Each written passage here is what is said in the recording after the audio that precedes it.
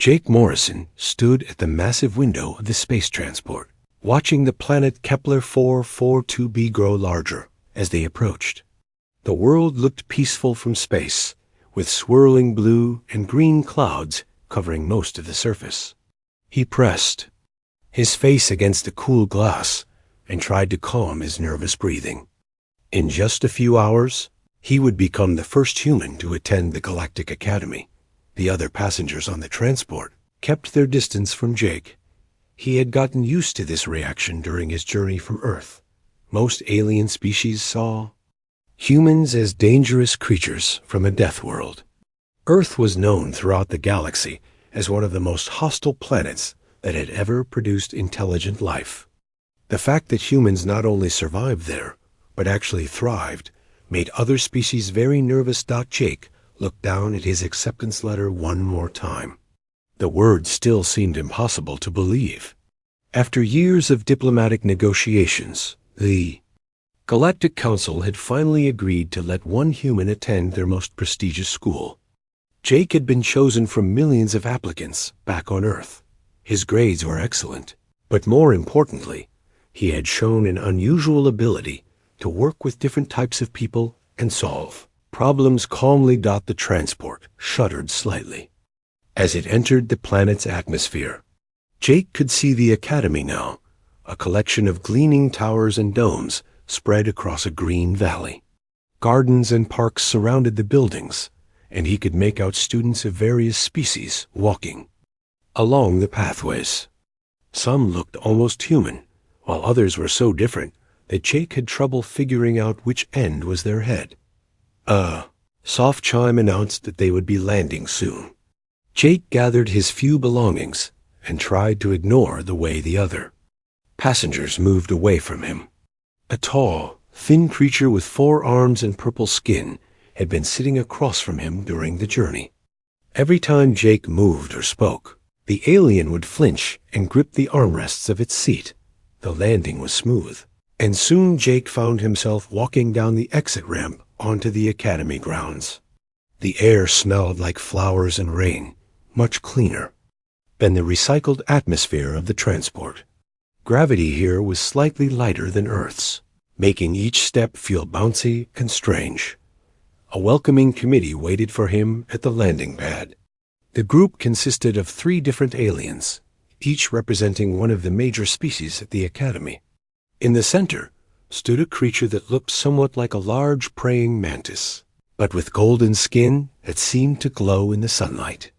This was Professor Cathara, who would be his advisor during his time at the Academy. "Welcome, Jake Morrison," Professor Cathara said, her voice musical and strange. "I am Professor Cathara of the Nexarian people. We are pleased to have you. Join our academic community."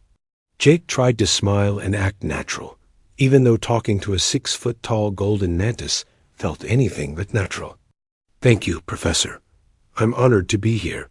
The other 2 committee members introduced themselves as well. One looked like a walking tree with bright blue leaves, while the other seemed to be made entirely of living crystal that caught and reflected the light in beautiful patterns.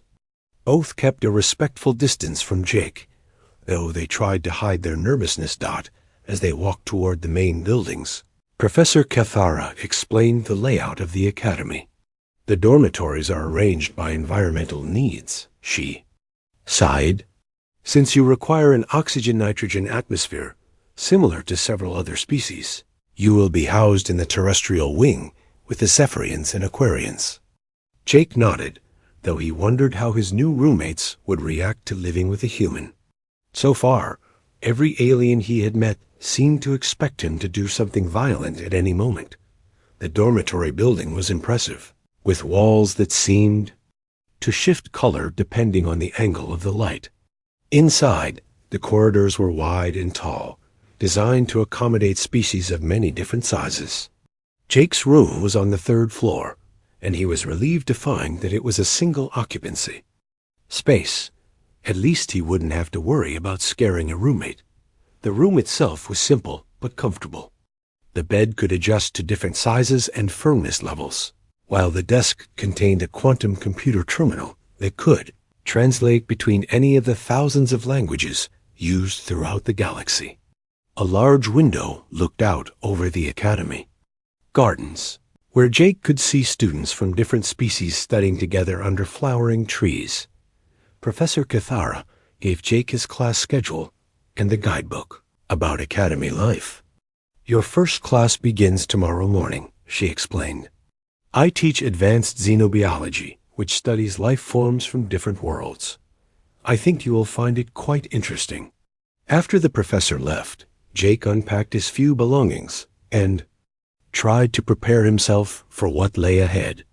The guidebook was full of rules and customs that he would need to learn. Different species had different ways of showing respect, different dietary needs, and different social behaviors. Jake studied the book carefully, not wanting to accidentally offend anyone. That evening, Jake went to the dining hall for dinner. The enormous room buzzed with conversation in dozens of different languages. Students sat in groups according to their species, with very little mixing between different types of aliens. The food stations offered cuisine from many different worlds. Though Jake stuck to the items that looked somewhat familiar, as he carried his tray to an empty table, Jake could feel hundreds of eyes watching him. Conversations grew quieter as he passed, and several students moved away from the tables near where he sat. Jake tried to eat normally, but it was hard to ignore the constant staring. A group of Zephyrian students at a nearby table were having what seemed to be an intense discussion. Their crystal-like bodies flickered with different colors as they communicated, and Jake caught fragments of their translated conversation through his universal translator device. "I heard his planet has creatures that hunt in packs," one of them was saying. "They call them wolves, and humans used to compete with them for food. My professor said that human children are taught to fight from a young age," another added. "They have something called sports, where they deliberately try to harm each other for entertainment." Jake wanted to correct their misunderstandings, but he didn't know how to approach them without making them more nervous. Instead, he finished his meal quickly and returned to his room. The next morning, Jake woke early and prepared for his first day of classes. He had chosen clothes that he hoped would look friendly and non-threatening, though he wasn't sure what aliens would consider appropriate. The universal translator device clipped easily to his collar, and his quantum tablet contained all the textbooks he would need. Walking across the campus to his first class, Jake noticed that the academy was even more beautiful in the morning light. The architecture seemed to blend perfectly with the natural landscape, and the gardens were full of plants from many different worlds. Some of the trees had leaves that chimed like bells when the wind blew through them, while others seemed to pulse with their own internal light. Professor Cathara's classroom was located in the science complex, a building that rose like a spiral tower from the center of the campus. Jake arrived a few minutes early and chose a seat in the back row, hoping to draw less attention to himself. As other students filed into the classroom, Jake could see them noticing him and then quickly looking away. Most took seats as far from him as possible, leaving a clear buffer zone around his desk. Jake tried to focus on his tablet and pretend he didn't notice their reactions. The classroom itself was incredible, with holographic displays that could show three-dimensional models of any life form in the galaxy. The walls were transparent, providing a clear view of the academy gardens outside. Temperature and atmospheric controls automatically adjusted to keep all species comfortable. When Professor Cathara entered the room, her 6 arms moved gracefully as she activated the various displays and teaching systems. "Good morning, students," she said in her musical voice. "Today we begin an exciting journey into the study of life throughout our galaxy." Jake opened his notebook and prepared to take notes, hoping that this class would help him understand the incredible diversity of life that existed beyond Earth. He had no idea that before the week was over, he would be giving his classmates a demonstration of just how different humans really were from every other species in the galaxy. Jake had been attending classes at the Galactic Academy for 2 weeks when Professor Cathara announced the special demonstration. The advanced xenobiology class had been studying predator and prey relationships across different planets, and today they would see live examples of hunting behavior. The classroom buzzed with excited chatter as students discussed what creatures they might see. Jake sat in his usual spot in the back row, still surrounded by empty seats. His classmates had grown slightly more comfortable with his presence, but they still kept their distance. The Zephyrian students would occasionally nod at him politely, and one Aquarian had even asked to borrow a stylus from him the day before. Professor Cathara moved gracefully around the front of the classroom, her 6 arms working to prepare various pieces of equipment. Large containment fields hummed to life, creating invisible barriers that could hold even the most dangerous creatures safely. The holographic displays showed detailed information about different hunting strategies used by predators throughout the galaxy. Today we will observe 3 different predator species, Professor Cathara announced, her musical voice carrying easily through the room. Each one represents a different approach to hunting and survival. You will see how evolution has shaped these creatures to be perfect killing machines in their own environments. Jake pulled out his tablet and prepared to take notes. He found xenobiology fascinating, especially learning about creatures that had evolved on worlds completely different from Earth. Some of the life forms they studied seemed impossible, like the gas-dwelling creatures that lived in the atmospheres of giant planets, or the silicon-based organisms that thrived in environments hot enough to melt metal. The first specimen materialized within the containment field in a shower of blue sparks. It looked like a jellyfish, but instead of floating in water, it drifted through the air using internal gas bladders. Its translucent body pulsed with soft colors, and long tendrils trailed beneath it like living ribbons. This is a Nimbus drifter. From the gas giant Titan Prime, Professor Cathara explained. Watch how it hunts. A small bird-like creature appeared in the same containment field, flapping its wings frantically as it tried to escape. The drifter moved with surprising speed, its tendrils reaching out toward the prey. When the tendrils made contact, brilliant electrical sparks danced across the bird's body. The creature went limp and began to fall, but the drifter caught it. Gently with its tendrils, the alien students made soft sounds of appreciation. Some took photos with their tablets, while others quickly wrote down observations. Jake noticed that the electrical discharge was precisely controlled to stun, but not kill the prey. The drifter was designed to capture food alive, probably to keep it fresh in the low-oxygen environment of a gas giant. Excellent hunting technique, Professor Cathara said as the drifter and its prey disappeared in another shower of sparks. The electrical stun is perfectly calibrated to disable prey without damaging the meat. The second specimen was quite different. When it appeared, Jake was reminded of the big cats he had seen in documentaries about Earth's African savannas. This creature was about the same size as a leopard, but its fur was a brilliant emerald green that seemed to shift and change as it moved. Its eyes were large and golden, and its paws made no sound as it padded around the containment field. The Sylvanan forest stalker, Professor Cathara announced, one of the most efficient stealth predators in the known galaxy.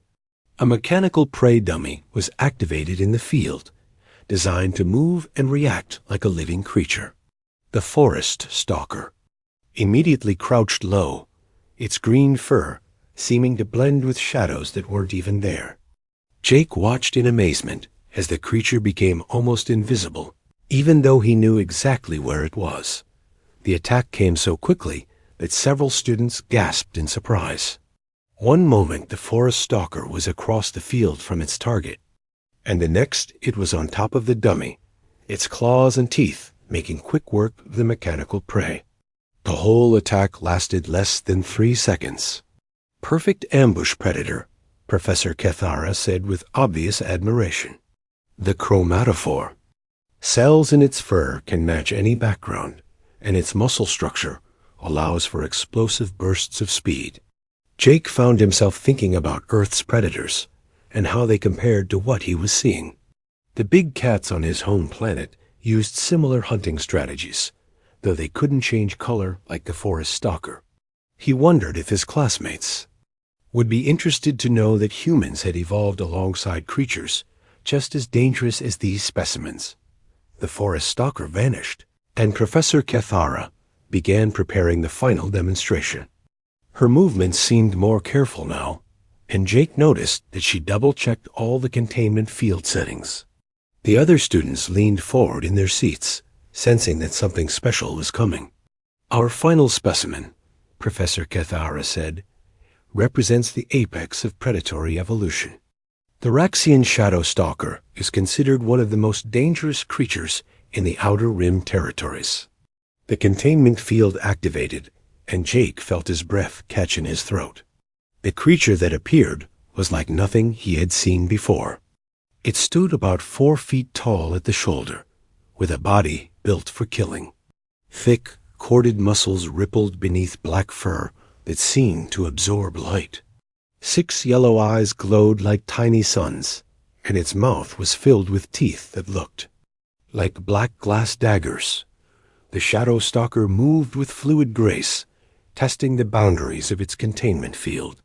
When it touched the invisible barrier, sparks flew, and the creature snarled, revealing even more of its terrifying teeth. Its claws were easily 6 inches long and looked sharp enough to cut through metal. Jake's classmates had gone completely silent. Several of the Aquarian students had changed color to a pale blue that Jake had learned meant fear. Even the confident Zephyrians seemed stunned by the raw power and menace of the creature before them.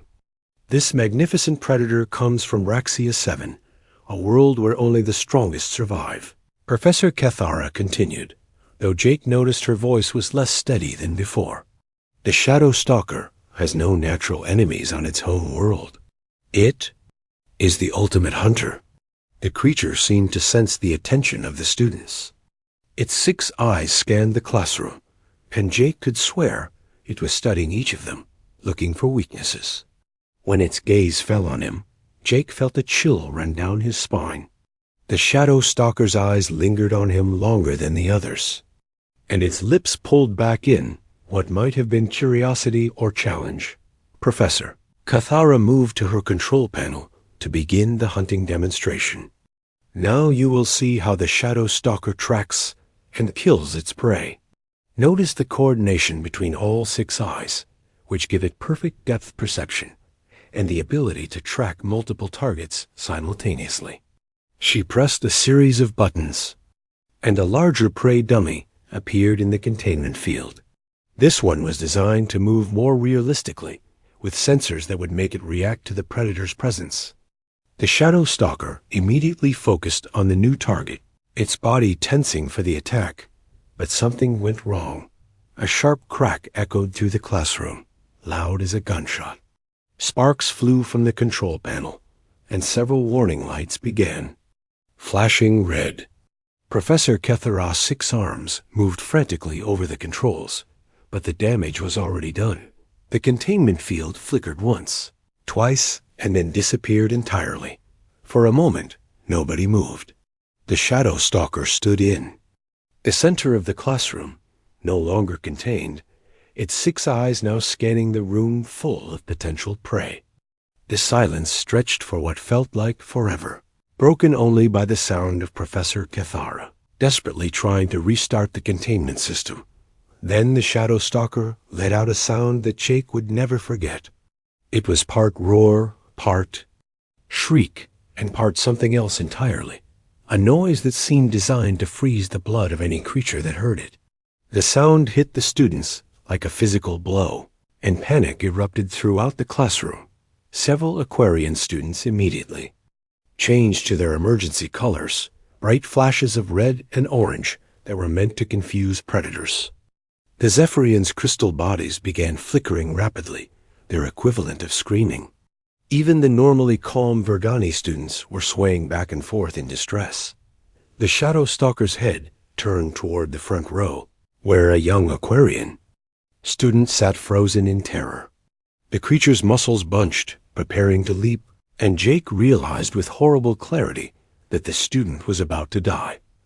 Professor Cathara was still fighting with her controls, but the backup systems were not responding. Emergency alarms began wailing throughout the building, but help was still minutes away. In the Predator's eyes, Jake could see the calculation being made. The Aquarian student was small, weak, and paralyzed with fear. Perfect prey, the Shadow Stalker crouched low, its powerful legs coiling like springs. Its 6 eyes fixed on the terrified student, and Jake knew that in another second it would attack. Around him, his classmates remained frozen by millions of years of evolutionary programming that told them to stay absolutely still when faced with a predator. But Jake Morrison was human, and humans had different programming entirely. While every other student in the classroom remained frozen in terror, Jake Morrison moved. His human brain, shaped by millions of years of evolution on Earth's dangerous surface, processed the situation in a split second. The Shadow Stalker was preparing to leap at the helpless Aquarian student in the front row. Jake had maybe 2 seconds to act. Instead of running away like his alien classmates expected, Jake ran forward. His movement was so unexpected that several students made startled sounds. The Shadow Stalker's 6 eyes flicked toward him, confused by this strange behavior. On every other world in the galaxy, prey animals either froze or fled when faced with a predator. They never charged directly at the danger. Jake's mind was working at lightning speed, calculating angles and distances, just like his ancestors had done when hunting across Earth's plains.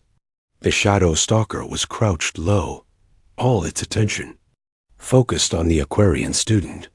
That gave Jake a precious moment of surprise. He grabbed the first thing he could reach, a heavy quantum tablet from the desk beside him. The device was about the size of a thick book, but weighed at least 10 pounds due to its advanced technology. Without hesitation, Jake hurled it at the Shadow Stalker's head with all the strength and accuracy that came from growing up playing Earth sports. The tablet struck the creature right between 2 of its glowing eyes. The impact made a solid thunk that echoed through the classroom. The Shadow Stalker's head snapped back, and its carefully planned leap turned into a confused stumble. It crashed into a desk instead of landing on the terrified student. Jake didn't stop to see if his throw had worked. He was already moving again, his body flowing from one action to the next like a trained athlete. Years of playing football and basketball had taught him to think several moves ahead, and his human reflexes were much faster than any of his alien classmates had expected. The Shadow Stalker shook its head, dazed but not seriously hurt. Its 6 eyes focused on Jake with what could only be described as surprised anger. This small, weak-looking creature had actually dared to attack it. The predator's lips pulled back in a snarl that revealed rows of those terrifying black teeth. Jake spotted the emergency fire suppression system mounted on the wall near the door. Every classroom had one in case of accidents during experiments. He sprinted toward it, his sneakers squeaking on the polished floor. Behind him, he could hear the Shadow Stalker recovering from its confusion and beginning to give chase. The alien students watched in complete amazement as their human classmate ripped the fire suppression unit from its mounting brackets. The device was designed to spray thick foam that could smother chemical fires, but Jake had a different use in mind. He spun around just as the Shadow Stalker reached him, its claws extended for a killing strike. Jake aimed the nozzle directly at the creature's face and pulled the trigger. A stream of thick, white foam erupted from the device, covering the Shadow Stalker's head and chest. The foam was designed to stick to whatever it touched, and it immediately began clogging the creature's nostrils and coating its eyes. The Shadow Stalker let out a muffled roar and began clawing at its face, trying to remove the foam. But the chemical mixture was too thick and sticky. The creature's primary senses were now completely blocked. It couldn't see, couldn't smell, and could barely breathe. Jake knew he had only bought himself a few seconds. The shadow stalker was still incredibly dangerous, even blinded. Its hearing was probably excellent, and those claws could kill him with a single swipe. He needed to end this confrontation quickly, moving with the smooth confidence of someone who had spent his whole life around dangerous animals. Jake circled behind the confused predator. Back on Earth, he had watched countless nature documentaries about big cats and other predators. He had learned that most dangerous animals were not actually evil or malicious. They were just following their instincts, trying to survive in a harsh world. The shadow stalker was spinning in circles, trying to locate Jake by sound. Its claws scraped against the floor, leaving deep gouges in the metal. Foam dripped from its face, and its breathing was becoming labored as the chemical coating interfered with its respiratory system. Jake pulled off his academy jacket, a sturdy garment made from synthetic materials that could withstand the various atmospheric conditions on different worlds. He held it ready, waiting for the right moment. The shadow stalker's movements were becoming more frantic as it struggled with the foam, and Jake could see that panic was setting in when the creature turned away from him. Jake struck. He threw his jacket over the shadow stalker's head like a blanket, further blocking its vision and muffling its hearing. The creature immediately began thrashing, trying to remove this new obstacle, but the jacket was tangled with the foam and stuck fast. Now came the most dangerous part. Jake had to get close enough to the shadow stalker to control it, but one wrong move would put him within range of those deadly claws. He took a deep breath and remembered something his grandfather had told him about working with frightened horses back on the family farm. Moving slowly and deliberately, Jake approached the shadow stalker from behind. He could feel the eyes of his classmates watching him, though most of them had taken shelter behind overturned desks. Even Professor Cathara had stopped trying to fix her control panel and was staring at him in disbelief. Jake reached out and placed his hands on the shadow stalker's neck, just behind its head where the thick muscles met the skull.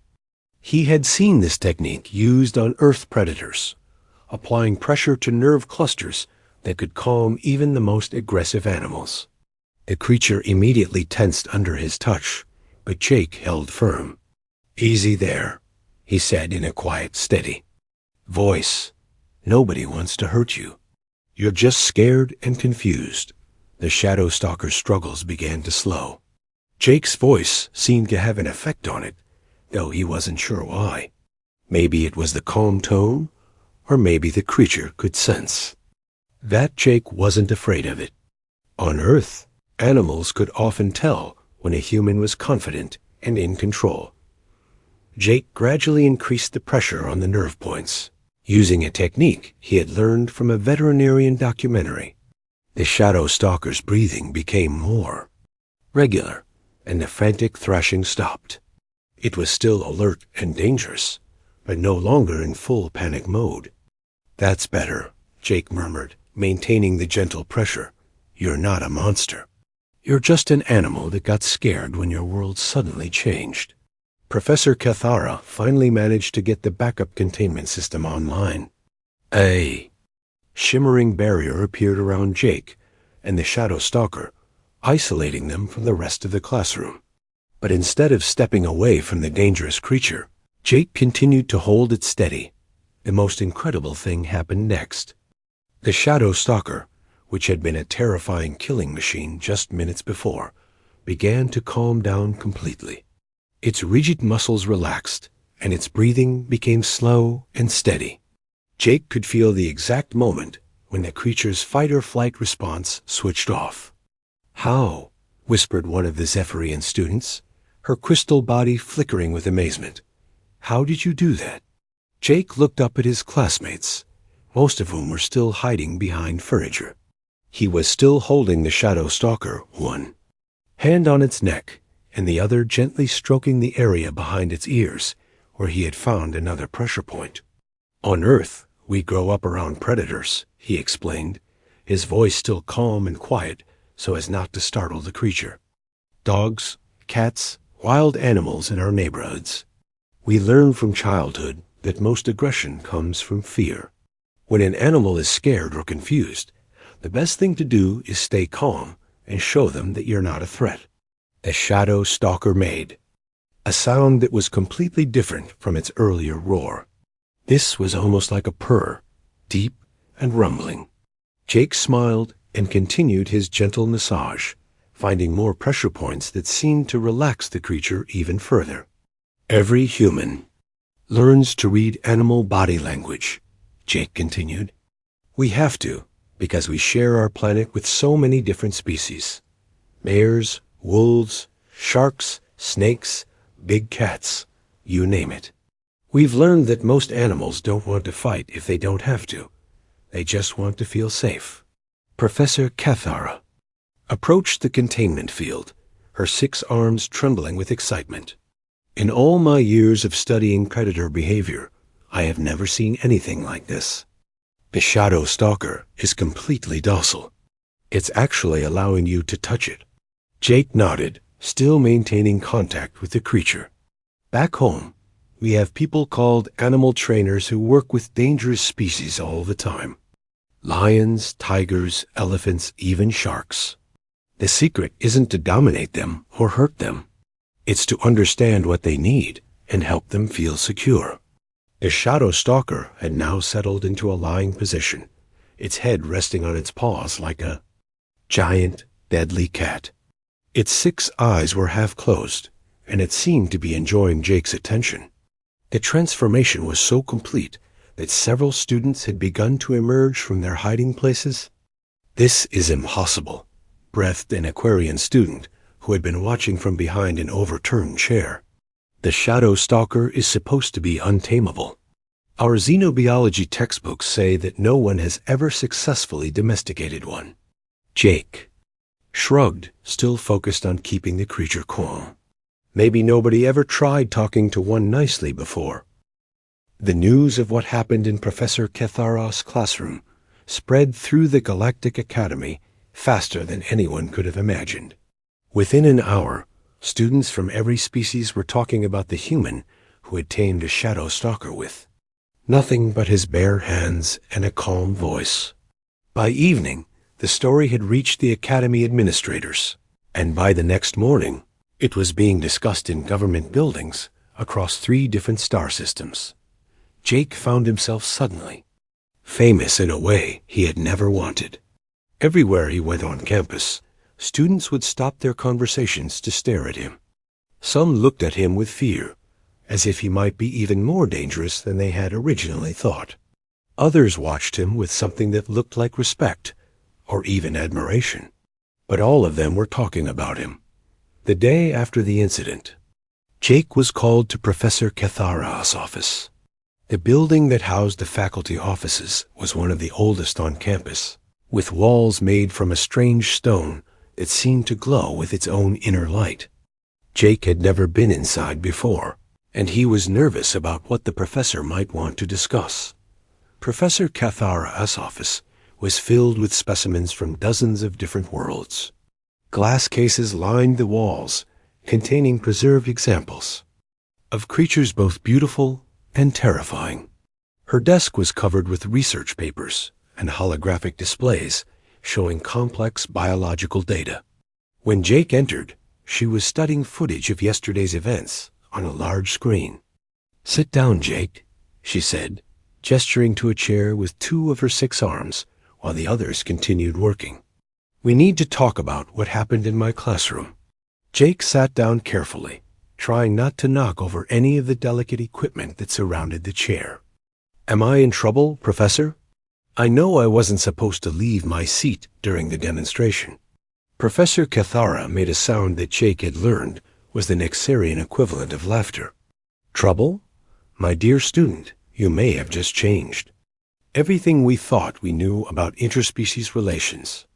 Tell me, where did you learn to handle dangerous predators like that?" Jake shrugged, feeling embarrassed by all the attention. I didn't really learn it anywhere specific. It's just something that humans grow up knowing, I guess. My grandfather had a farm back on Earth, and he taught me how to work with animals. When I was little. Plus, we had dogs and cats as pets, and I spent a lot of time watching nature documentaries. The professor leaned forward, her golden eyes reflecting the light from her computer screens. You say this knowledge is common among humans? That all of your people learn these skills? Well, not everyone, Jake said honestly. People who live in big cities might not know as much about animals. But most humans learn at least the basics.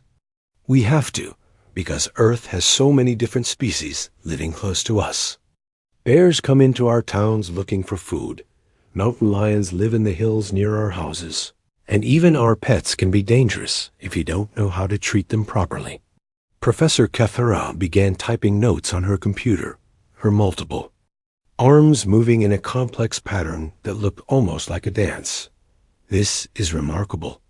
On most worlds, sapient species either eliminate their predators completely or live in constant fear of them. The idea of coexisting peacefully with dangerous creatures is almost unknown. Jake thought about this for a moment. I guess we never had a choice. Earth has too many different environments and too many different animals to get rid of them all. We had to learn to live alongside them, or we would have spent all our time fighting and never had a chance to build our civilization. And this coexistence taught you to understand predator behavior, Professor Gethar mused. You learned to read their body language, to recognize when they were frightened rather than truly aggressive. This is knowledge that our most advanced xenobiologists spend decades trying to acquire. Over the next few days, Jake found himself being asked to demonstrate his abilities with other creatures. The Academy's research department brought in specimens from various worlds, always with proper safety precautions in place after the shadow. Stalker incident. Each time, Jake was able to calm animals that were considered impossible to handle. A crystalline spider from the mineral world of Quartzia had been attacking anyone who came near its cage. The creature was valuable for research, but no one had been able to study it safely. Jake spent 20 minutes sitting quietly near the cage, speaking in low, soothing tones. Eventually, the spider approached the bars and allowed him to touch its faceted surface dot. An aquatic predator from the ocean world of Hydros had been refusing to eat in captivity, slowly starving itself, rather than accept food from its alien captors.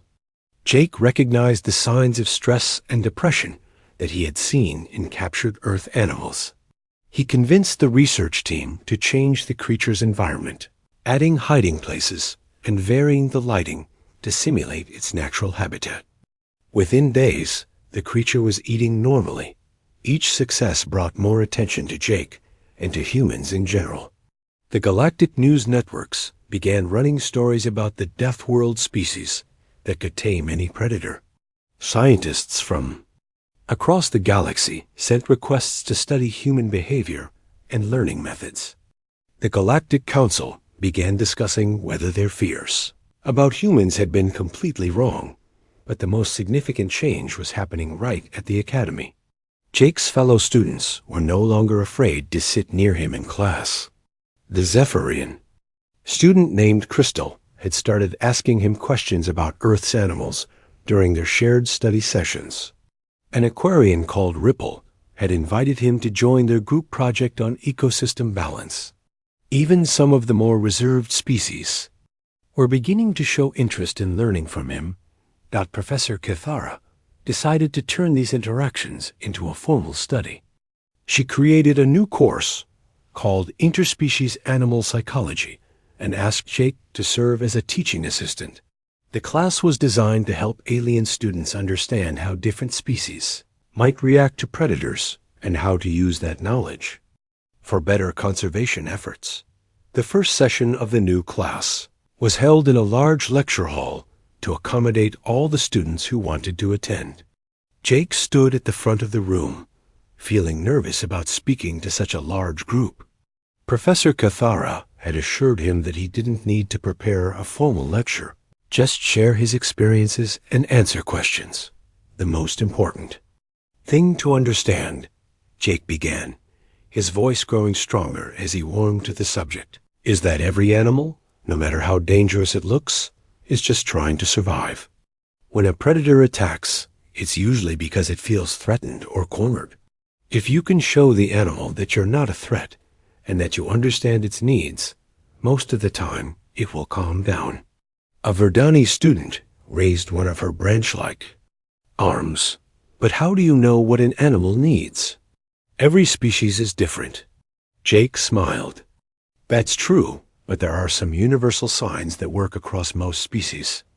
Slow movements instead of fast ones. Calm voices instead of loud ones. Giving the animal space instead of crowding it. These things work because they signal that you're not going to hurt them. What about the shadow stalker? Asked a Zephyrian student. It was clearly preparing to attack.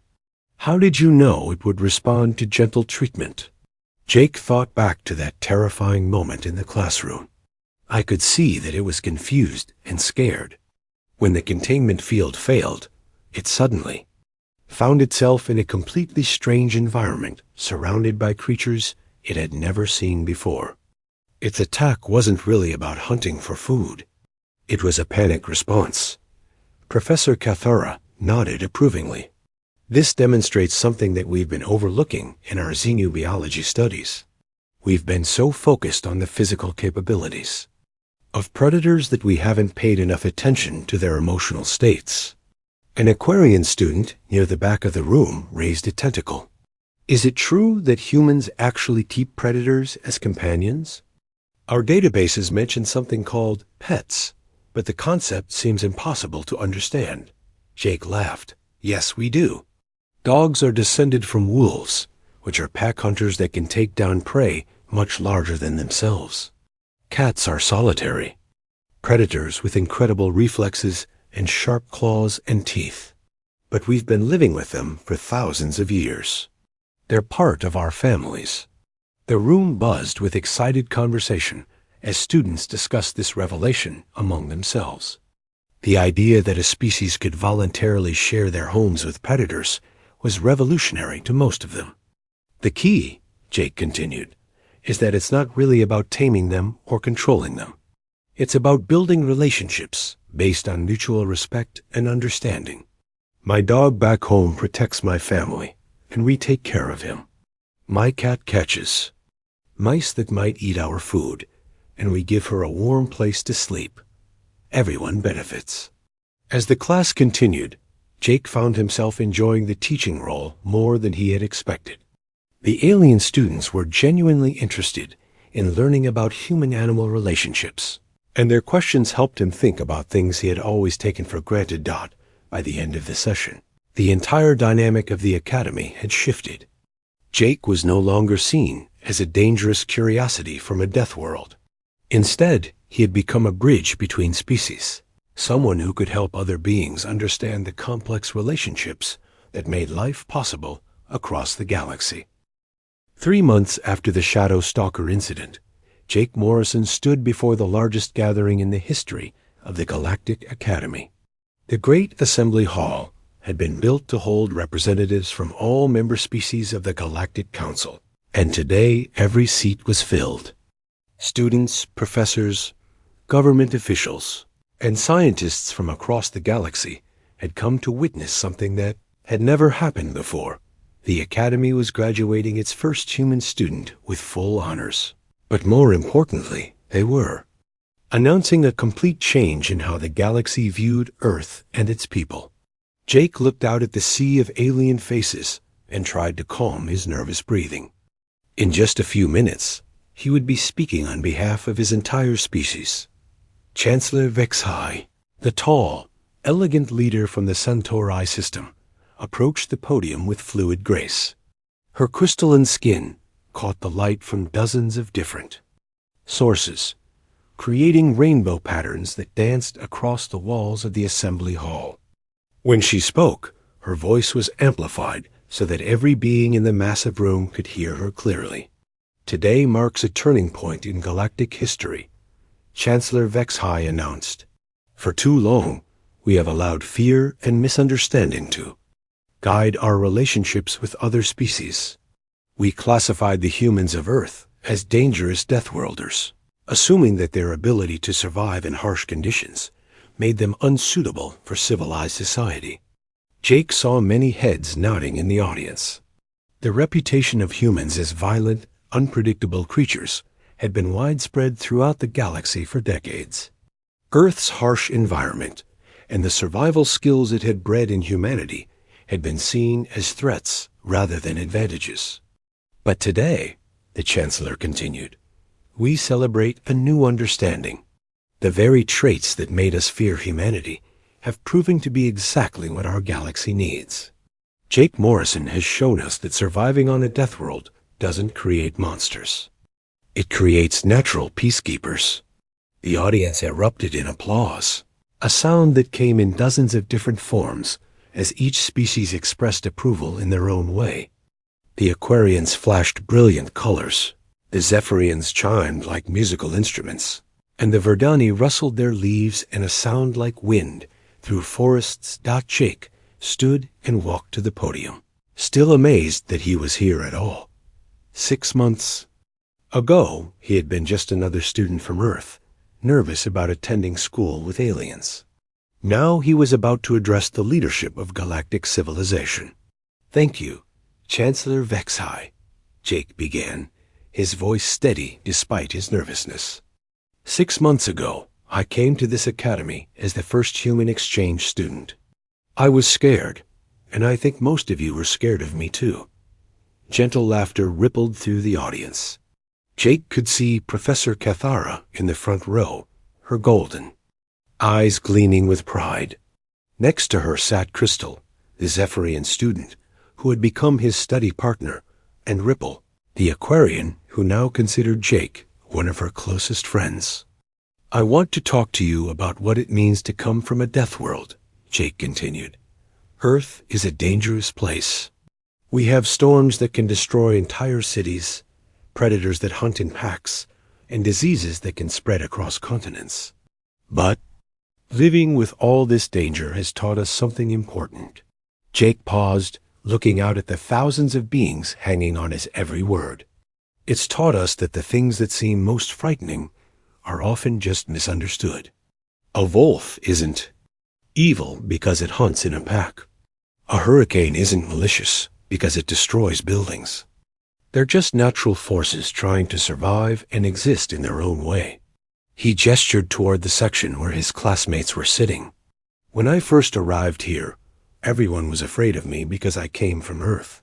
But you weren't really afraid of me personally. You were afraid of what you didn't understand about humans. Crystal's crystalline body flickered with approval, and several other students nodded in agreement. The same thing happened with the shadow stalker in Professor Cathara's class, Jake continued. Everyone saw a terrifying monster that wanted to kill us. But I saw a scared animal that had been taken from its home and put in a strange place full of creatures it didn't recognize. Jake walked away from the podium, moving closer to the audience as he spoke. This was something he had learned from his grandfather back on the farm. Sometimes the best way to communicate was to get closer to your audience, to show them you weren't afraid. Every human child learns to read the difference between real danger and fear-based aggression, he explained. We have to, because we share our world with so many different species. A dog that's barking might be warning you to stay away from its puppies, not trying to attack you. A snake that's hissing might just be cold and trying to warm up in the sun. An elderly Nexarian in the audience raised one of his 6 arms. But how do you know when an animal is truly dangerous? Surely some creatures are simply too aggressive to be reasoned with. Jake nodded thoughtfully. That's a great question. Yes, there are times when an animal is genuinely trying to hurt you, and you have to defend yourself. But those times are much rarer than most people think. Usually, if You give a creature space and show that you respect its strength, it will leave you alone. He turned to address the entire assembly again. This is what humans can bring to the galactic community. We're not fearless warriors who want to fight everything we meet. We're natural mediators who have learned to find peaceful solutions to dangerous situations. Chancellor Vex High stood up from her seat in the front row. Jake Morrison, in the past 3 months, you have helped our xenobiology department make more progress in understanding predator behavior than we achieved in the previous 50 years. You have shown us new ways to protect endangered species, to manage wildlife preserves, and to establish peaceful contact with newly discovered life forms. Jake felt his cheeks turn red with embarrassment. I just shared what every human knows, Chancellor. It wasn't anything special. But that is exactly the point, Chancellor Vex High replied. What every human knows is extraordinary to the rest of us. Your species has developed instincts and knowledge that we desperately need. She activated a holographic display that showed images from across the galaxy. We have over 200 worlds where dangerous predators are threatening colonization. Efforts. We have conservation projects failing because we cannot safely study the animals we are trying to protect. We have first contact situations that have gone badly because we could not communicate peacefully with new species. The images shifted to show human teams working alongside alien scientists. In just 3 months, human advisors have solved problems that had stumped our best experts for years. Your people seem to have a natural ability to understand and communicate with any form of life. Jake watched the images with amazement. He saw humans working with crystalline creatures that looked like living gemstones, helping aquatic aliens establish underwater cities, and even communicating with plant-based life forms through careful observation of their growth patterns. The Galactic Council has voted unanimously, Chancellor Vex High announced, to establish the Interspecies Harmony Institute with Earth as its headquarters. We are inviting humanity to take the lead in developing new protocols for peaceful contact with unknown species. The audience erupted in the loudest applause Jake had ever heard. The sound went on for several minutes, with each species adding their own form of celebration to the mix. Jake stood in the center of it all, overwhelmed by the magnitude of what was happening. When the noise finally died down, Chancellor Vex High continued. Jake Morrison, you came to our academy as a single exchange student from a world we feared. You are leaving as an ambassador for a species we now recognize as essential partners in building a peaceful galaxy. She handed Jake a crystal tablet that glowed with soft inner light. This is your graduation certificate, but it is also something more. It is a treaty of friendship between Earth and the Galactic Council, signed by representatives of every member species. Jake accepted the tablet with shaking hands. The crystal was warm to the touch and seemed to pulse with life. I don't know what to say, he admitted. When I left Earth, I just wanted to learn about other species and maybe make a few friends. You have done much more than that, Chancellor Vex High said with a smile. You have shown us that the qualities we feared in humanity are actually the qualities we need most. Your courage, your adaptability, and your natural empathy make you ideal ambassadors for peace. As Jake looked out at the assembly, he saw that the fear in the alien faces had been replaced with something else entirely. There was respect, gratitude, and even affection in their expressions. The Aquarians were glowing with warm, happy colors. The Zephyrians were chiming soft, melodious notes. Even the usually serious Nixarians were showing signs of joy. The shadow stalker that nearly attacked our students 3 months ago, Professor Cathara announced as she joined them on the stage, has become the first of its species to voluntarily participate in research. It responds only to Jake's presence, and through working with it, we have learned more about Raxian ecology than we ever thought possible. Jake smiled as he remembered his daily visits to the research lab. The shadow stalker, which the staff had named Midnight, had become almost like a giant, deadly pet. It would purr when Jake arrived and seemed genuinely happy to see him each day.